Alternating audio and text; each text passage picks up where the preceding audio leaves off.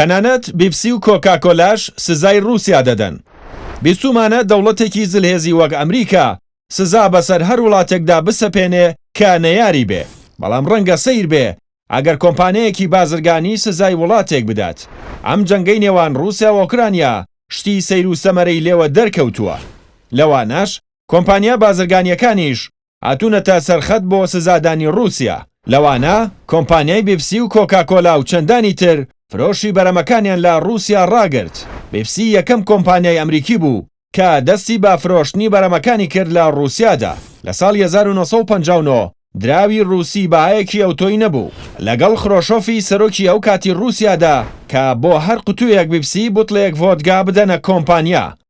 لەم مامەڵە بازرگانیەدا دەرکەوت کۆمپانیای بیبسی بە زیان بەسەریدا شکاوەتەوە، چونکە ڕۆژانە 30 ملیۆن قوتوو بیبسی دەخورایەوە، بەڵام ڤۆدگاکە بەو ڕێژەیە سەرف نەدەبوو. هەر بۆیە لە ساڵی 1972دا شێوازی ڕێکەوتنەکەیان گۆڕی لە بری پێدانی بیبسی.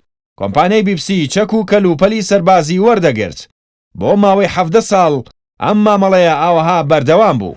لە ساڵی 1989دا کۆمپانیای بیبسی بووە خاوەنی 17 ژێردەریایی دیزڵ و کەشتی هێرشبەر و کەشتی بەرگری و کەشتی چاودێری سەربازی لەگەڵ چەندین کەلوپەلی جەنگی. کۆمپانیای بیبسی بووە حوتەمین هێزی دەریایی جیهان. بەرپرسی ئەمنی قەومی ئەمریکا با سەرۆکی کۆمپانیای بیبسی دەڵێت ئەم کارانە چییە دەیان کات؟